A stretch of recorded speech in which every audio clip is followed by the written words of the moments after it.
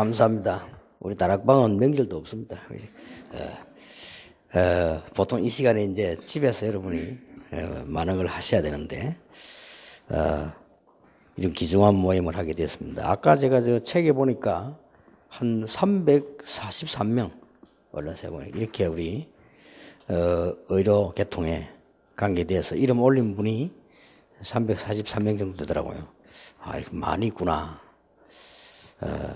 이분들만 은혜 받아도 세계복음화는 가능하다, 그런 생각을 했습니다. 사도행전 1장 1절에 보면 데오빌로여 내가 먼저 쓴 글에는 무릇 예수께서 행하시며 가르치시기를 시작하신부터 그가 행하신 택하신 사도들에게 성령으로 명하시고 성천하신 날까지 이를 기록하였노라. 그가 고난받으신 후에 또한 그들에게 확실한 많은 증거로 친히 살아계심을 나타내사 40일 동안 그들에게 보이시며 하나님 나라의 일을 말씀하시니라. 사도와 함께 모이사 그들에게 분부하여 이르시되 예루살렘을 떠나지 말고 내게서 들은 바 아버지께서 약속하신 것을 기다리라. 요한은 물로 세례를 베풀었으나 너희는 몇 날이 못되어 성령으로 세례를 받으리라 하셨느니라. 오직 성령이 8절에 보면 너희에게 임하시면 너희가 권능을 받고 예루살렘과 온 유대와 사마리아 땅까지 이르러 내 증인이 되리라. 그렇게 말씀한 게 아니고 증인이 되리라 하시니라. 이 하시리라가 중요한 말입니다. 예수님께서 증인이 되리라 그랬는데 증인이 되리라 하시니라. 이 말은 누구 말인가 하니까 누가의 말입니다. 누가가 볼 때 예수님이 그렇게 말씀을 하셨다라고 기록을 했습니다. 여기에 느낌이 없습니까? 저는 누가가 의사인데 이 기록을 하면서 데오빌로에게 편지를 보내면서 그냥 보낸 게 아니고요. 굉장히 감격과 감사와 가슴 벅찬 그걸 가지고 지금 쓴 거예요. 그게 안 느껴집니까? 여러분은 지금 그리스도 때문에 받을 축복이 엄청납니다. 시작입니다. 가슴이 뛰어야 됩니다. 여러분 속에는요. 앞으로 그리스도께서 여러분에게 분명히 행하실 일이 있다고 그랬어요. 그렇다면 이제 남은 건 시작입니다. 그것도 하나님이 여러분을 의로원이로 부르셨다는 사실이에요. 여러분을 다른 직업으로 부르지 않고 의사, 약사, 간호사 이렇게 축복된 직업으로 하나님 부르셨어요. 그리고 이거부터 여러분이 되어져야 되는데 제가 지금까지 쓰임받은 사람의 특징이 뭐냐? 나는 모르는데 그 사람은 찾아내가지고요. 정말로 감사한 거예요. 그래서 또 그뿐만이 아니고 제가 지금까지 살아오면서 보니까요. 진정한 감사를 못 느낀 것은 내 것이 아닙니다. 그걸 느꼈어요. 여러분이 의사 된 거, 약사 된 거, 간호사 된 거 정말로 감사하다고 안 느끼지면 여러분 거 아니거든요. 그렇잖아요. 그리고 제가 또 보기로는요. 우리가 내 개인으로 느낀 거 진정으로 감사하지 않은 건요. 뺏겨요. 그 당연한 거겠죠. 내 거 아니니까. 나 이거 보면서요. 이야, 이 지금 누가의 마음이 읽어지는 거 있죠. 데오빌로예요. 데오빌로는 아주 유명한 각하 아닙니까? 아주 총독을 지낸 사람이요. 데오빌로요. 내가 먼저 쓴 글에는 먼저 쓴 건 누가복음입니다. 누가복음은 뭐라고 하냐? 데오빌로 각하여 이렇게 돼 있어요. 그 사람 그때는 현직에 쓰는가 보죠. 데오빌로 각하여 그랬고 지금은 현직에서 물러났는가 봐. 그렇게 데오빌로요 그랬습니다. 먼저 쓴 글은 예수가 그리스도 그 말 아닙니까? 지금부터 그 증거를 그가 부활하셔서 성령으로 역사하신 증거를 기록하겠습니다. 이렇게 해서 쭉 써내려간 거예요. 저는 솔직히 여러분 어떤지 몰라도요. 제일 내 마음에 안 와닿는 단어가 옛날에 감사였거든요. 저는요. 그런데 제가 제일 많이 쓴 단어가 또 감사였거든요. 얼마나 이게 모순입니까? 저는 기도했다. 나도 모르게 하나님 감사합니다. 뭐가 그렇게 감사한지. 나는 그랬다니. 그런데 진짜로 감사를 나는 느끼지를 못했어요. 그때 내가 근데 제가 어느 날 정말로 깨달았다는 감사하다. 하나님이 나를 그리스도를 알게 만들었구나. 무궁무진하다는 걸 알았어요. 감사하구나. 이거 내가 말해야 되겠다. 당연히 이거 말하고 맞아 죽어도 되는데 이거 말하니까 많은 축복을 또 받았어요. 근데 받은 게 또 문제가 아니에요. 여러분과 함께 이런 중요한 일을 지금 시작하게 됐는데 이게 또 지금 중요한 게 더 큰 게 있대. 얼마나 감사한지 몰라요. 그래서 나는 감사를 몇 명에게서 배웠습니다. 전에 내 설교 때 이야기했습니까? 일본에 그 아야코라는 여자 있잖아요. 그 사람이 가난한 남편을 만나가지고 일본에서 제일 작은 집에서 살다 보니까 남편과 가장 가까이 대화할 수 있어서 감사하다 그랬어요. 나는 그거 보면서 처음에 미쳤다는 생각했어요. 그게 뭐 감사한 이야기. 한숨 쉴 일이지. 그런데 쭉 보니까요. 일본에서 가장 그때 당시에 영향을 준 여자가 그 여자예요. 이 사람이 그리스도 때문에 또 일어난 작은 일 때문에 감사하다고 그랬어요. 그래서 그때 한번 마음속으로 그래. 이런 느꼈다니까요. 그 다음에 나는 그 송명희 씨 있잖아요. 몸 불구자. 그 사람 글 읽으면서 미안하다 생각이 들었어요.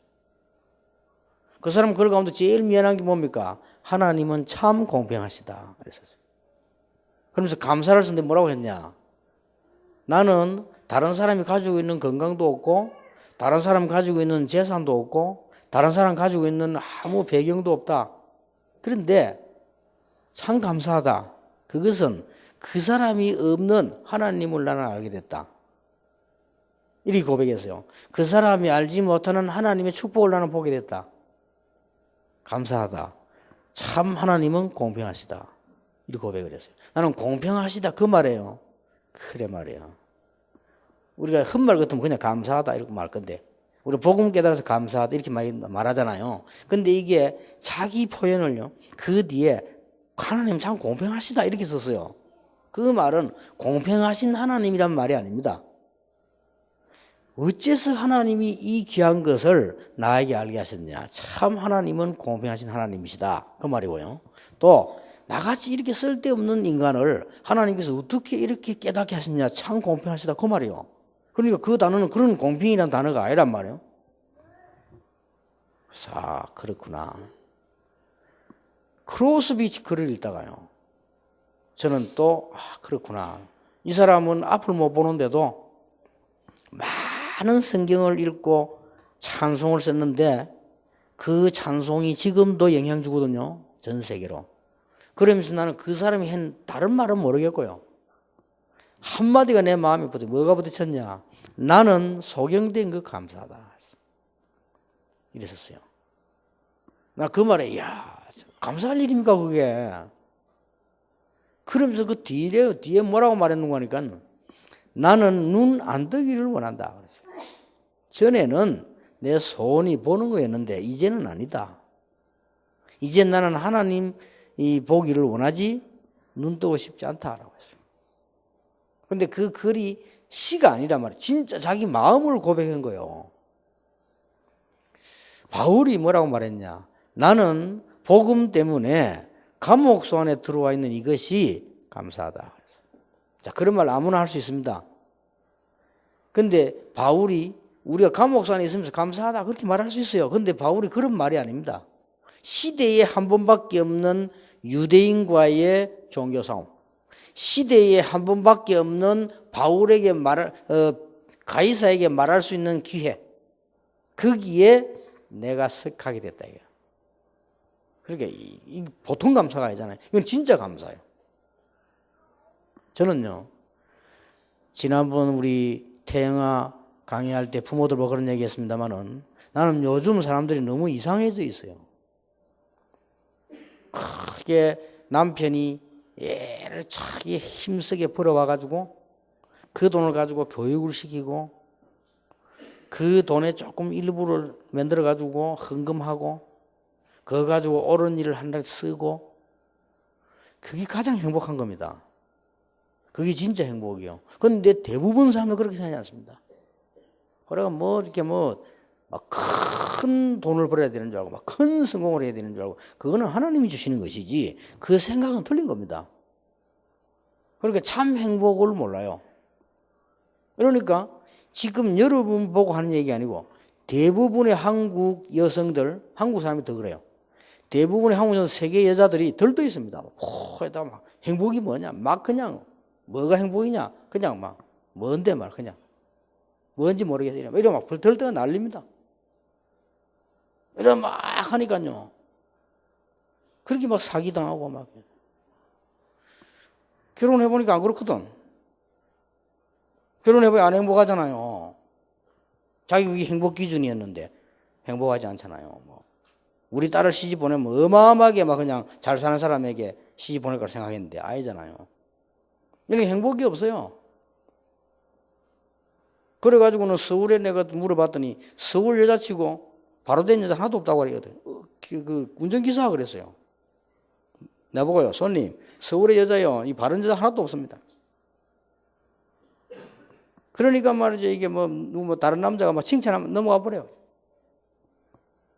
당신 이래 살 사람이 아닌데 한마디만 하면 진짜 내 그런 거울 쳐다보고는 넘어갑니다. 이게 전부 이게 정신 이상하게 되는 거죠. 여러분 참 행복이 뭐냐? 하나님이 나에게 이 작은 일을 주셨구나. 나는 여기에 내 생을 걸고 돈과 상관없이 내 인생을 걸고 그리스도를 걸고 하겠다. 나는 이게 행복하다. 그게 참 행복이요. 그 뒤에 오는 응답이 참 응답이라. 그때부터 진짜 하나님 것이요. 그럼 참 축복은 뭐냐? 하나님이 원하실 때 내가 할 수 있는 거, 그게 참 축복입니다. 그렇죠? 내가 옳은 일을 해야 될 때에 할 수 있는 거. 내가 물질을 쓸 수 있을 필요할 때 쓸 수 있는 거. 하나님께서 원하실 때 내가 할 수 있는 거. 그게 참 축복이란 말이에요. 그래서 여러분이 오늘 뭐부터 배웠냐? 여러분을 의료인으로 하나님이 부르셨다. 직업이 얼마나 많습니까? 그것도 그리스도 아는 의료인으로 부르셨다. 그것도 누가가 쓴 대열 이 반열에 하나님이 부르셨다. 그렇게 진정으로 감사 찾아내야 돼요. 그보다 더 큰 거는 뭐냐? 여러분 진짜 성경을 한번 보세요. 정말로 교회사를 보면 참으로 그리스도 안에 있는 자에게는 하나님이 이루시는 일이 우리말로 표현을 못해요. 그렇다면 이런 어마어마하게 감사한 일이죠. 저는 그때부터 전도문 열렸습니다. 그 이전에는 아닙니다. 정말로 감사해요. 데오빌로요 내가 먼저 선거래나 그랬어요. 여러분이 오늘 내일 곰곰하게 감사를 회복하셔야 됩니다. 하나님께서 나를 그리스도인으로 부르셨고 하나님이 나를 그리스도 안에서 의료인으로 부르셨구나. 감사하다. 그거 못 느끼면 내 거 아닙니다. 그래서 진정한 운동선수는요, 운동하면서 즐겁고 감사해야 돼. 그게 유능한 운동선수가 됩니다. 운동하면서 하기 싫다. 그건 절대로 좋은 선수가 될 수 없습니다.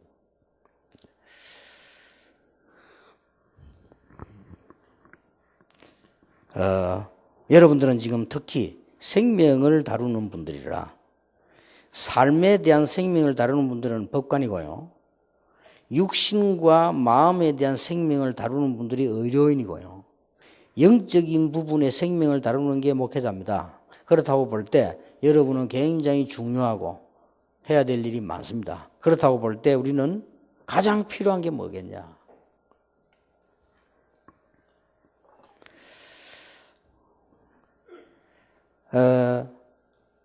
여러분들이 어떤 면에서는 고민도 있을 수 있습니다. 그렇죠. 그런데 이 고민을 여러분 그냥 놔두면 반드시 고민에게 잡힙니다. 그러면 안 되죠. 여러분에게 가장 필요한 것이 뭐냐?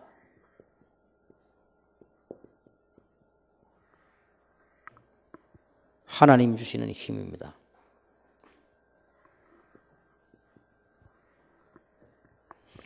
의료인이 걸어가야 되는 길에 간단치 않거든요. 가장 필요한 게 뭐냐? 하나님 주시는 힘이요. 예수가 그리스도, 하나님의 나라, 성령 충만. 이거는 다른 의료인들은 못 받는 축복이거든요. 나는 여러분 보면서 참 축복받은 사람이다. 저는 그리스도 모르는 의사들 보면서 힘들겠다. 왜냐하면 맨날 환자만 쳐다봐야 되는데 여러분 평생 동안 환자만 쳐다봐야 돼요. 그런데 여러분은 이 하나님 주는 힘이 필요하다 이 말이에요. 그러면 제가 여러분을 놓고 늘 기도하는 가운데 생각하는 거, 이런 힘이 필요하다, 이래서 필요하다를 간단히 좀 말씀드리고 가겠습니다. 가능하면은 간단히 말씀드리겠습니다. 칠판도 예쁘고 조그만한 걸 다 갖다 놨네요. 그래서 칠판에 맞도록 다 쓰고 가겠습니다. 예. 어떤 힘이 필요한가?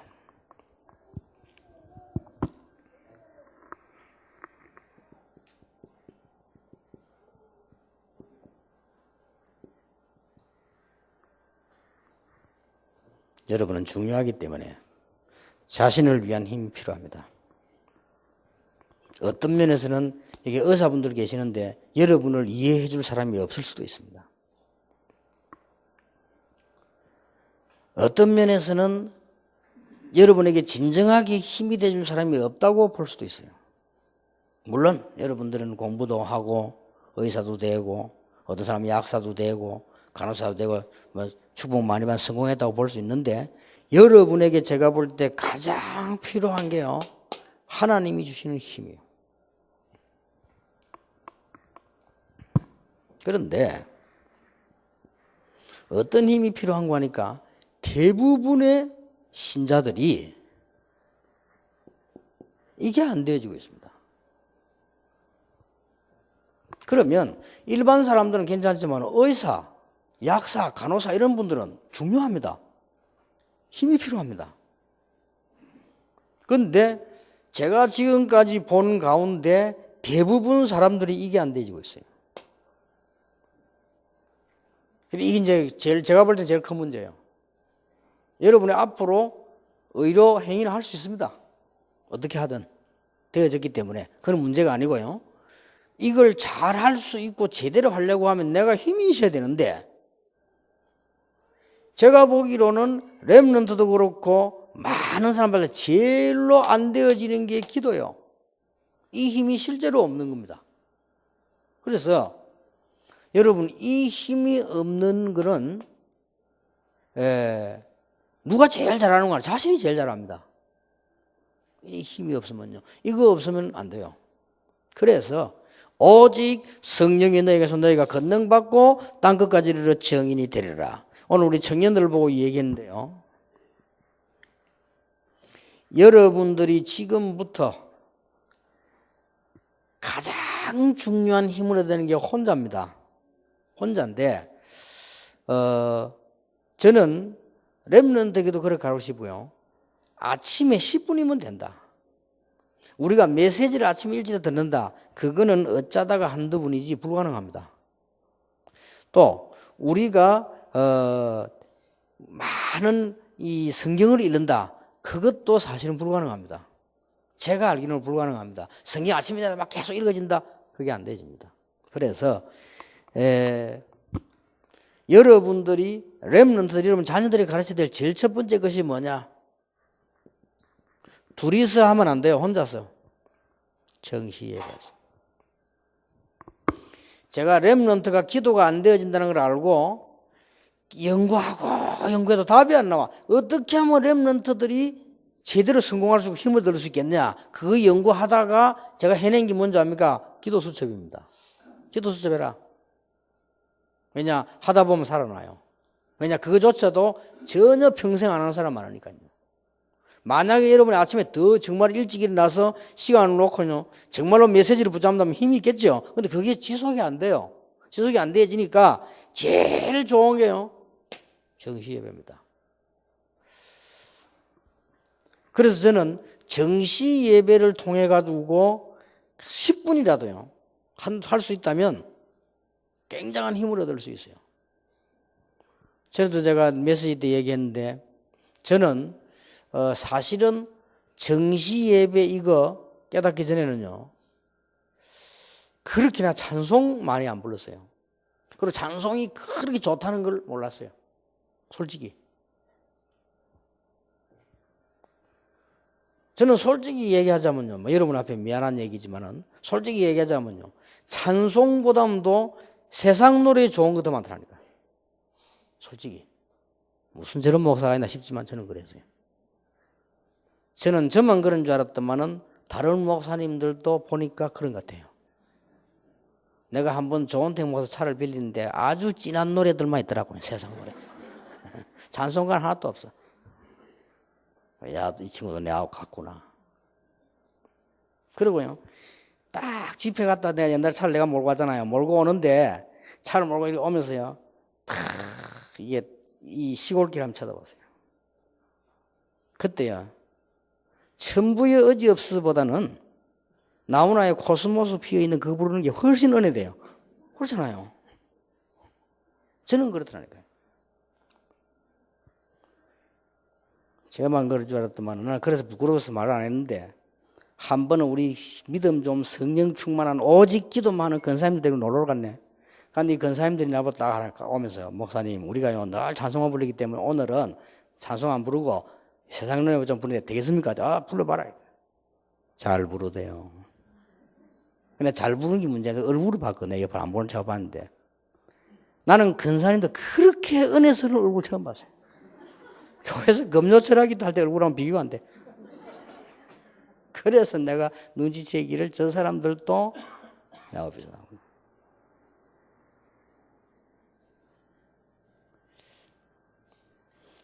한 번은 우리 손자가 말이에요. 손녀가 나를 보고 자꾸 노래방 가자는 거야. 갔다. 노래방에 딱. 나 그때도 보니까요, 딱 우리 아들 노래하는 걸 봤어요. 봤는데 잘하대 노래.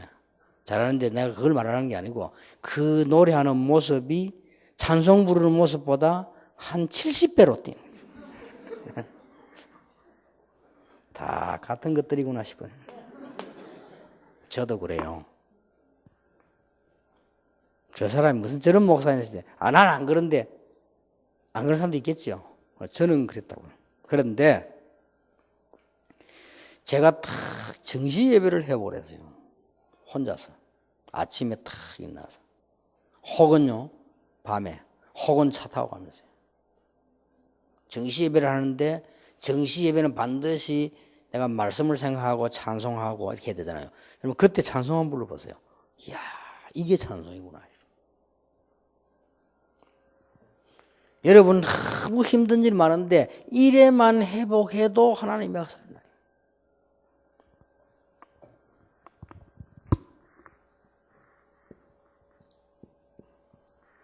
묵상이 뭐냐?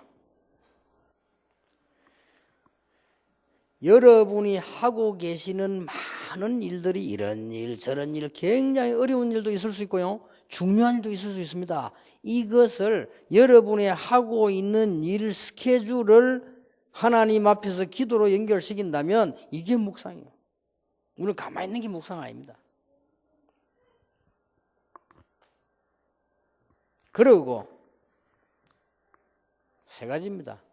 여러분이 반드시 하나님의 자녀이기 때문에, 그것도 중요한 의료인이기 때문에 하나님 주시는 큰 힘을 반드시 얻어야 돼요. 그게 성령 충만입니다.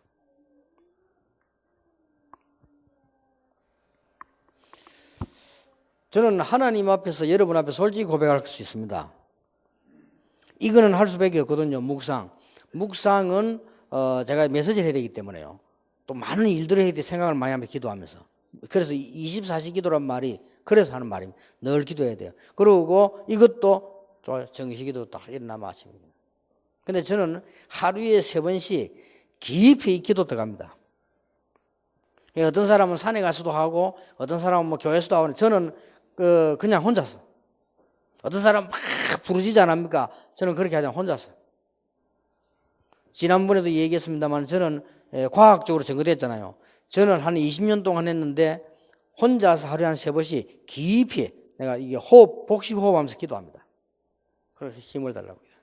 그런데 저는 이것만 했는데 지금까지 제가요, 상상하지 못할 걸 많이 봤어요. 응답을. 하나님이 주시는 힘을 얘기해요.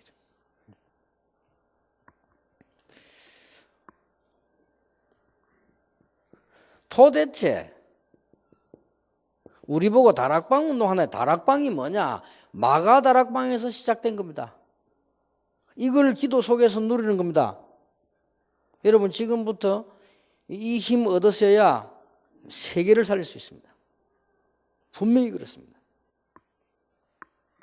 다락방이 뭡니까? 마태복음 16장 13절 20절에 사람들이 나를 누구라 하더냐? 예수님께서 그 앞에 하신 일은 전부 가짜요. 병 고쳐주고 오병이어로 먹이고 그게 전부 가짜입니다. 서론입니다. 가짜라기보다는. 그런데 예수님이 본론하지 않으셨어요. 본론하시려고 할 때 제자들을 불러놓고 물은 겁니다. 사람들이 나를 누구라 하더냐? 틀리게 대답했잖아요. 너희는 나를 누구라 하느냐? 대답을 못했잖아요. 그때 베드로가 주는 그리스도시요 살아계신 하나님의 아들이십니다라고 고백했어요. 그 고백하니까 예수님께서 최고의 축복을 말씀하셨습니다. 그리고 그 뒤에 중요한 걸 말씀하셨어요. 그 이전에는 안 했어요. 그래서 성경에서 제일 중요한 부분이 뭐냐? 그리스도에 관한 고백입니다. 이거 말하자는 게 다락방 운동입니다. 다락방 운동은 성경에 있는 초대교회 전도 운동을 우리가 말하기 이전에 우리가 누리자는 겁니다. 이걸 기도해서 누리는 겁니다.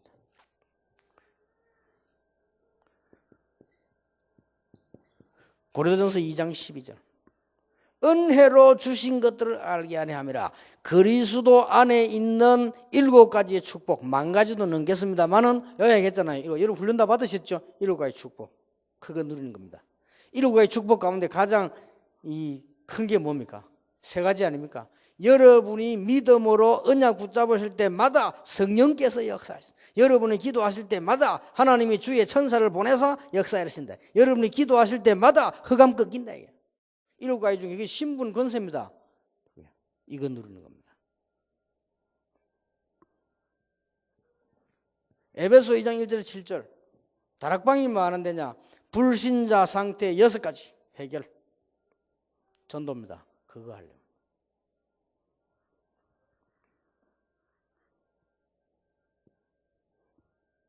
도대체 다락방이 뭐냐?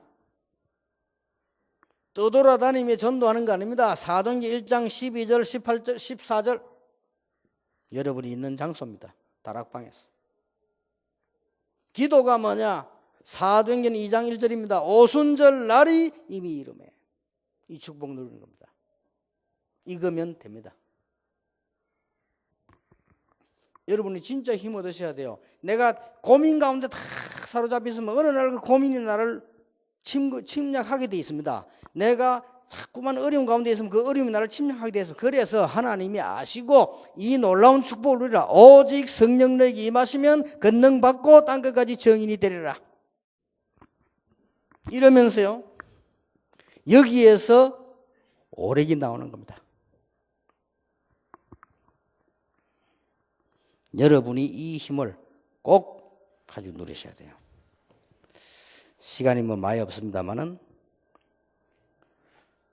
어떤 면에서 제가 좀 시간이 더 여러분하고 말씀을 얘기 좀 해봤으면 싶을 정도로요. 오력을 어떻게 누리는가 물어보고 싶고요.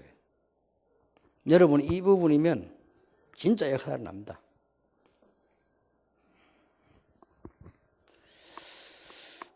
무엇 때문에 힘을 얻어야 되느냐? 2번째입니다. 여러분들은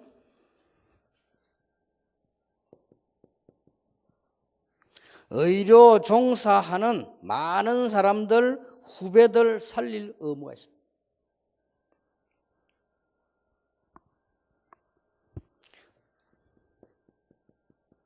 누가가 받았던 축복을 누가가 어느 정도 축복받았는 거니까요. 누가복음을 썼습니다.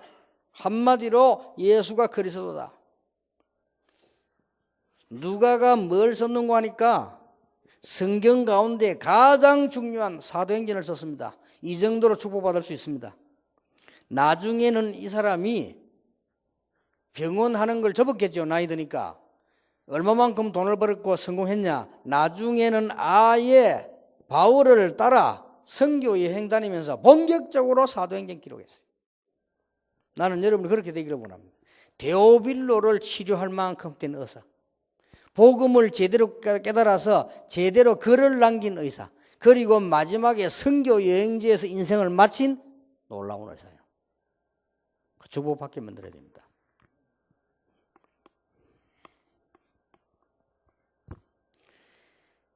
여러분, 교회 안에 지금 우리 다락방 안에 의료 지망한 렘넌트들 많습니다.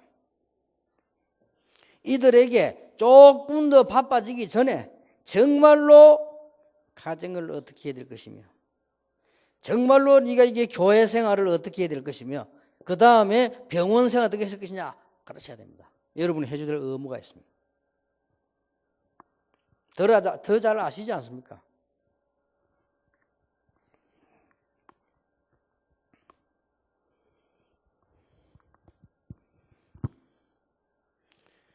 그냥 하지 마시고 여러분이 교회에서 의료팀이 교회에서 의료에 종사하는 분들이 주역이 될 수 있다.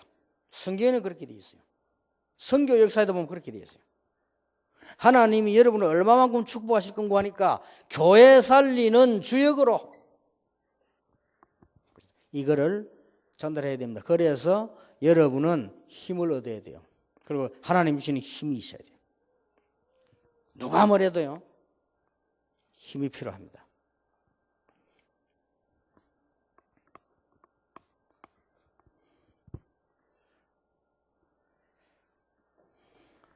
한마디만 얘기를 하자면 지금 가정, 교회, 병원에 대해서는요, 여러분이 뭘 할 수 있어야 되는 거니까 여기에 날마다 하나님의 말씀 역사할 수 있는 포럼이 통해야 됩니다.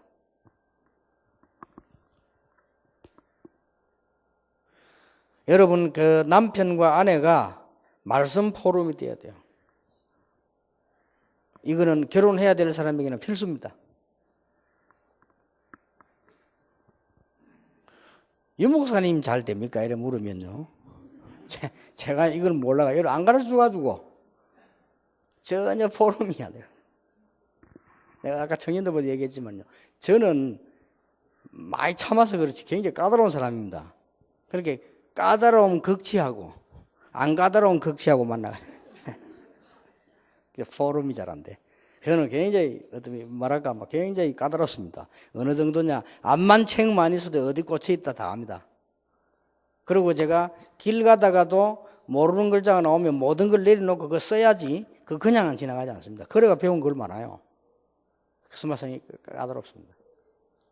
어느 정도 까다로운 성격이냐, 어릴 때 남의 집에 가서 밥 먹다가 돌 씹었잖아요. 절대 뱉지 않습니다. 왜냐, 뱉으면 그 사람이 미안하잖아요. 미안하니까 무조건 넘깁니다. 제 성격이 그래요. 물건 같은 거를 이리저리 나누는 법이 없습니다. 딱 이렇게 저는 이렇게.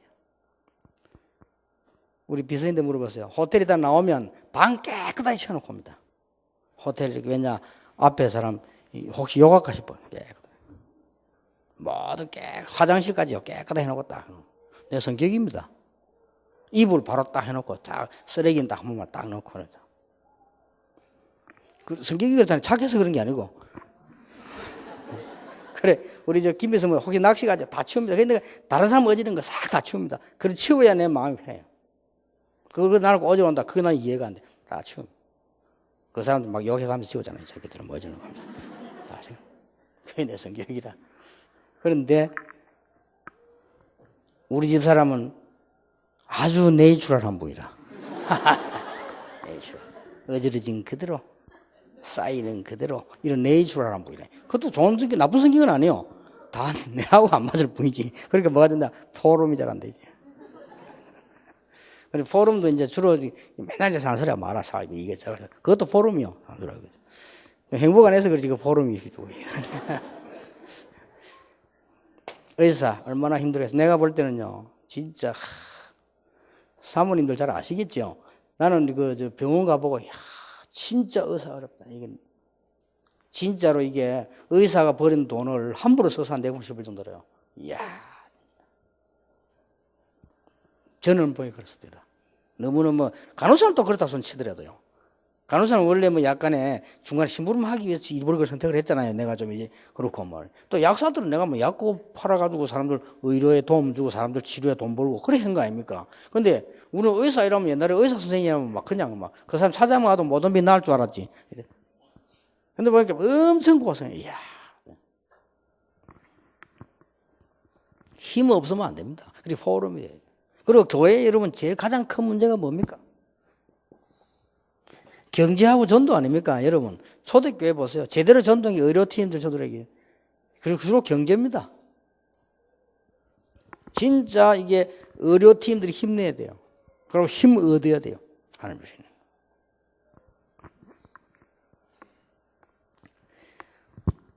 성경을 보세요. 세계 선교의 가장 중심이 뭐냐? 의료팀입니다. 하나님은 응답하실 겁니다. 자, 성경 보세요. 그리고 교회사 보세요.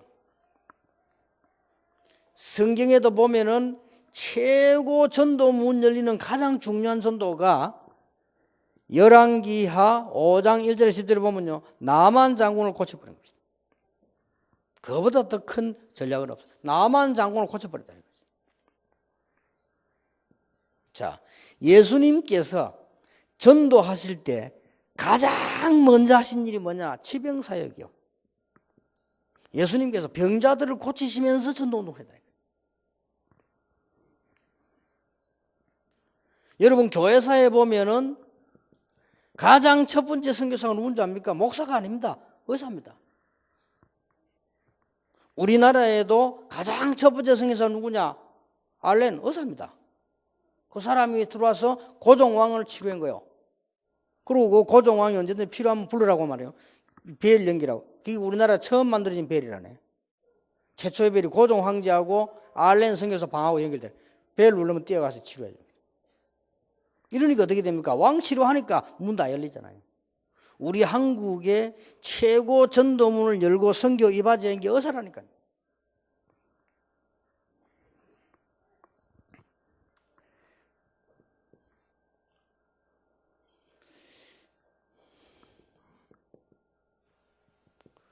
지금 오늘의 선교에서도요. 여러분 눈을 잘 뜨고 보시면 오늘의 선교에서도 제대로 선교한 데는 의료 선교밖에 없습니다. 우리 한국에 놔두고 부산만 봅시다. 제가 부산 살았잖아요. 우리 장로님도 부산 계시잖아요. 우리 어릴 때 부산에 뭐 했는 줄 압니까? 6.25 나고 난 뒤에. 이 천주교에서 병원 딱 세운 거예요. 뭘 세웠는가 하니까 메리노르 병원, 성분도 병원, 이 천주교였어요. 여기를 세우고요. 침례교들의 침례병원 이렇게 세운 겁니다. 그러니까 이 의료선교라고 하는 것은 오늘날도 이 힘이 막강한 겁니다. 그래서 여러분들이 이게 진짜 응답받아야 돼요. 하나님 주신 힘을요. 우리 한국 사람들이 애기 낳다 죽고 말이죠. 막 어려움 당하면서 6.25 때 호주에서 한국 선교를 어떻게 하면 제일 좋겠냐 분석을 한 거예요. 이래가지고 조그마한 병원 하나 만들었어요. 병원 만들었는데 그 병원 이름이 일신부인병원이래요. 그게 지금 일신기독병원 커졌습니다. 일신부인병원인데 거기서 뭐냐 여자들 죽으니까 도와주는 거예요. 이렇게 한 겁니다. 이러면서요 복음을 전한 거예요. 이 사람들이 어떻게 했냐 조그마한 산골짜기에 교회랑을 세운 겁니다. 그게 일신교회입니다. 산골짜기 교회랑을 세우니까 호주에서 세웠단 말이에요. 요래 세우니까 거기에 이제 우리는 화재만의 산에 있었다. 이래가지고 우리 교회 가게 된 거예요. 이게 교회 내가 첫 번째 가게 된 교회를. 이래 가게 됐는데 저는 거기에서 복음 받고 자라가지고 내가 옛날에 호주에 선교하러 갔다. 가면서 그런 생각이 그래 나는 호주 사람 통해서 호주 의사들 통해서 복음 받았는데 내가 지금 호주에 복음 전하러 가고 있구나. 참 감개무량하다. 호주 가서 그런 얘기를 했어요. 나는 호주 사람 통해 복음 받았는데 호주에 복음 전하러 온 거 너무 하나님 앞에 감사하다. 이 싹 쳐다보면 이게 그래서 오늘날도 지금 아까도 우리 얘기했습니다만은 잠깐 기도 많이 해보시기 바랍니다. 결국은 선교형 병원이 필요하다. 아주 후진국 같은 데서는 어떤 국가와 손을 잡고 국가형 선교 전략이 필요하다. 어쩔 수가 없어요.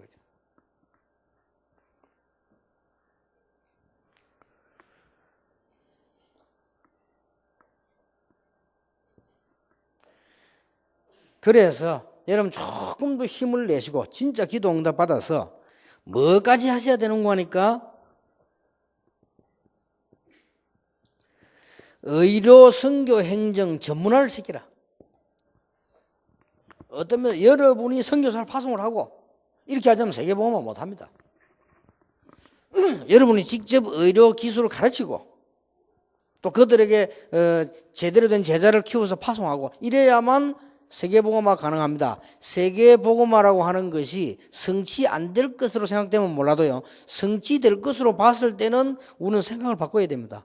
세계복음화가 하나님의 뜻이 확실하다면, 제1뜻이 맞다면 우리는 생각을 제1로 해야 되거든요. 그렇다고 볼 때 가장 가까이에 있는 지금 우리 343명이 넘는 의료진들이 받아야 될 축복이요. 아니 지금 우리는 아무 힘이 없는데 그렇게 봐버리면요. 아니 옛날에 그러면 우리나라에서 어르선교했던 사람 힘이 있어 했습니까? 아니잖아요. 그런데도 세계복음화에 가장 쓰임받는 축복을 받았습니다.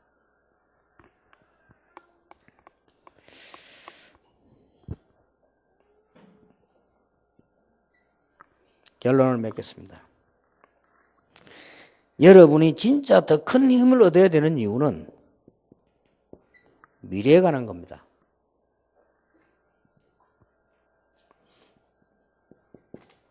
이게 온단 말이죠. 아까도 의사분들하고 얘기했습니다만은 이 바이오 테크놀로지 시대가 이 오기 때문에 의사분들이 의료선교에 더 큰 눈을 떼야 돼요.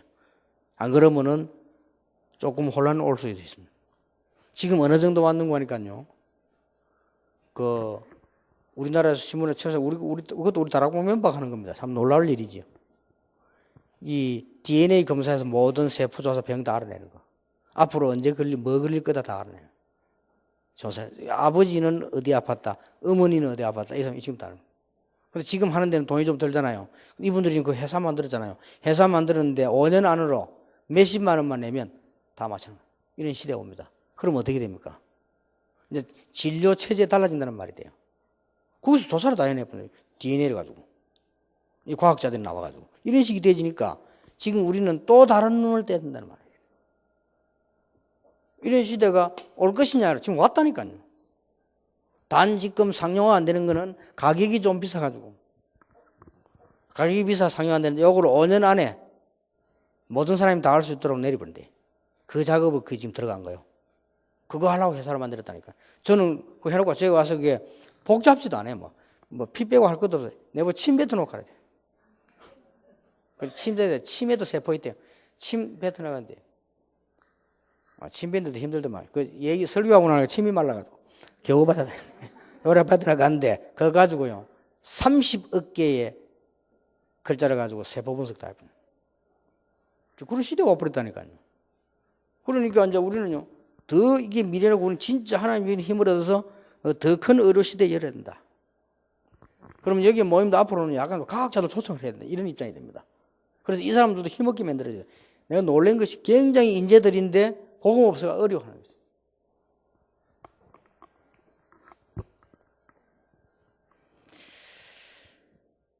그리고 앞으로는 이런 쪽으로도 우리 인재 키워야 됩니다.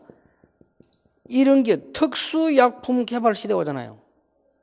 올 수밖에 없습니다.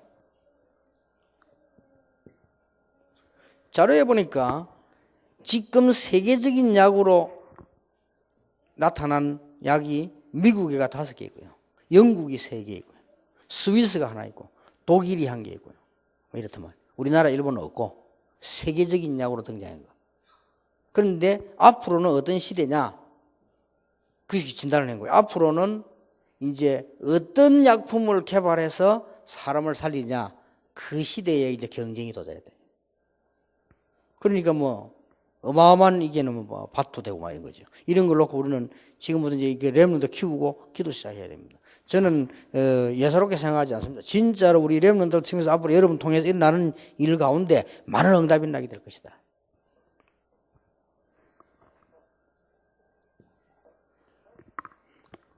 조금 더 여러분 기도하셔야 될 것은 앞으로 이런 시대에 와야 된다. 빙의 치유입니다. 이게 굉장히 많아집니다. 빙의 아시죠? 귀신 들려가지고. 실제로 보이네. 이게 지금 앞으로 막 날이 갈수록 많아집니다. 이거. 이 빙의치유 시대를 의사들이 과학적으로 접근하지 않으면 안 된다. 굉장히 많아지니까. 그리고 거부할 수 없이 틀림없이 옵니다. 오기 때문에요. 드디어 이게 지금 이게 스님 가운데 한 명이 전문화식이 나오기 시작했어요.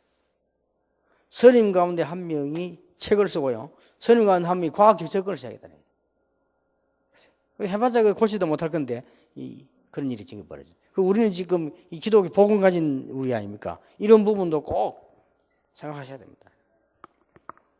여러분이 해야 될 일들이 무궁무진할 뿐만 아니라 더 반대로 말하면 하나님이 여러분에게 축복하실 일과 하셔야 될 일이 너무 많습니다. 지구상에 지금 복음 가지고 의료팀으로 지금 만나서 모여서 지금 회의하고 기도하고 유일한 지금 축복을 받은 사람들이라 이런 축복이 날 겁니다. 더 중요한 거는 이런 모든 축복 속에 가장 출발은 어디 있냐? 내 개인이 가장 작은 데서 시작된다. 우리는 어렵게 생각합니다. 그렇지 않습니다. 내 개인이 가장 작은 데서 하나님 앞에 진짜 기도함으로 시작되는 것이다. 큰 데 있지 않습니다. 내 개인이 아주 작은 데지만 거기에서 역사는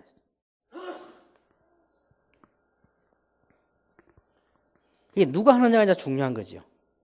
이런 많은 축복도 받아가겠습니다만은 여러분은 하나님과 함께하는 비밀이기 때문에 여러분 개인이 아주 작은 데서요. 제가 지난번에 여러분들 걱정할까 싶어서 저는 병원을 한 번도 안 가본 사람이거든요. 병원 가도 신체 검사하러만 갔지 아파서 가본 적은 없고요. 병원에 가도 거의 다 날 보고 조금 지방 있다 음식 좀 이런 정도지 제가 무슨 이상이면 심장이니 뭐니 다 이게 한 번은 이렇게 우리 비서들하고 같이 제주도로 간 거예요. 제주도로 딱 갔는데 이게 많이 아픈 거예요. 아파도 얼마만큼 아프느냐 견디기 힘들 만큼 아픈 거라. 어디 갔다 아프냐 배가 복부에 딱 깨서 차고요. 이게 안 되는 거라. 그 약국 급하는 얘기해도 그 사람들 모르잖아요. 그런데 먹지도 못하고 힘이 들어 안 돼요.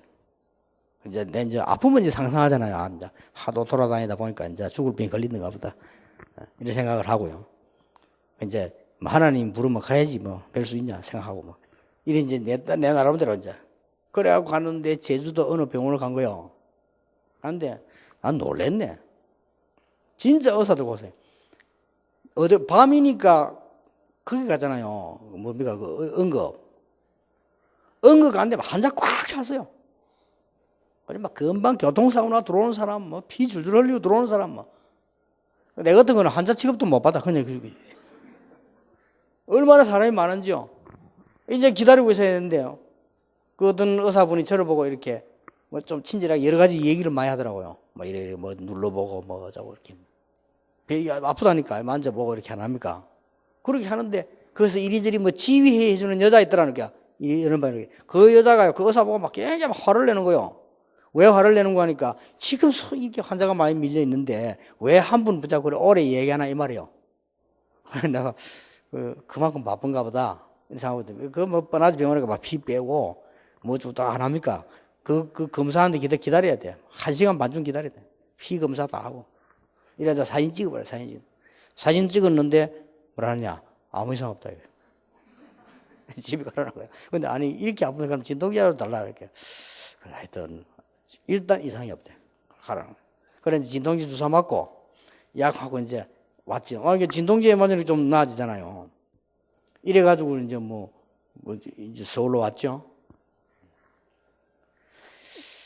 이 몇 달 지났는데 또 아픈 거요.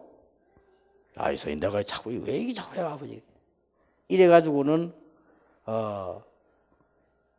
이게 서울서 집회를 하고 부산 내려왔는데 그러니까 뭐 한의사한테 전화를 했더니 배를 따뜻하게 해야 된다 뭐 이래가지고 뭐 김용기 비서가 와가지고 뜨거운 수문 해가지고 배 주무르고 그렇게 갔는데 한 새벽 2시 3시 된대요. 안 되겠는 거예요. 이제 너무 많이 아픈 거예요. 그때 내가 판단했다고 해서 분명히 문제가 왔다. 그래, 가야 되겠다. 그래, 그때 새벽 2시라니까 새벽 2시에 그래 병원에 간 거야. 병원에 갔더니 부산대학병원 갔거든. 사진 딱 찍이 바로 나오잖아요. 맹장염. 너무 오래돼가지고 창자하고 붙어가지고 약간 흘고 터지기 직전 가요. 그래가지고는 1시간 반이면 되는 수술을 붙어있어서 떼야 되잖아. 3시간. 이래가지고 여러분 걱정하시면 그때가 우리 신학원 개강 예배 때란 말이에요. 신학 개강 세미나 할 때거든. 그러니까 내가 그걸 못하고 이상민 목사 보내고 병원에 가 수술을 그렇게 한 거예요. 그 맹장가 떼냈지. 그렇게 보세요. 자칫하면 죽을 뻔했다니까요. 그 제주도에 가는 거 내보고 그 맹장 끝에 있었는데 사진 찍어보고도 이상 없다는 거예요. 그러니까 보세요. 뭐. 그 잘못하면 그래도 죽지. 터져가지고. 아무 이상 없다니까. 또 몇 달을 그래가지고 이게 맹장이 이상 왔는데 몇 달 참아. 그 의사가, 부산대학병원 의사가 도대체 어떻게 당신을 참았나 물어보더라. 많이 안 아프냐 물어봐. 많이 아팠다. 그래도 이게 지금 붙어가지고. 그래도. 내가, 이만큼요. 병은 중요하고 사람 중요한 거요. 뭐 별 큰 기술 차이가 뭐 있겠으면 각 병원인데. 그러니까 보면서요. 우리가 자칫하면 사람이 이래 죽고 저래 죽을 수도 있잖아요. 그래서 한 명의 이 조그만 개인의 수고가 이만큼 차이를 내고 그래요. 똑같은 어떤 사람은 뭐 괜찮다는데 어떤 사람은 그러면 사람 사고 나고 그렇게 하잖아요. 여러분들이 지금 하고 있는 단순한 의료진이 아니고 여러분은 지금 이 영적인 부분도 책임져야 되는 아주 중요한 하나님의 가장 축복받을 사람으로 하나님 부르셨습니다. 틀림없습니다. 착각이 아니고 틀림없기 때문에 하나님 주시는 정말 힘을 얻는 그런 축복의 기회 되기를 예수 이름으로 축원합니다. 기도하겠습니다. 하나님께 감사드리며 한 시대의 중요한 우리 의료진들을 부르시며 당연히 하나님의 축복을 받아 죽어가는 자들을 살릴 뿐 아니라 본인들이 가장 은혜 받는 하나님 주시는 힘을 얻는 축복의 기회가 되게 해 주옵시며 앞으로 300명이 넘는 의료진이 살아나며 앞으로 우리 후대들이 살아나며 앞으로 전 세계 복음화의 선교문을 열 만큼 축복해 주옵소서. 예수 그리스도 이름으로 기도하옵나이다. 아멘.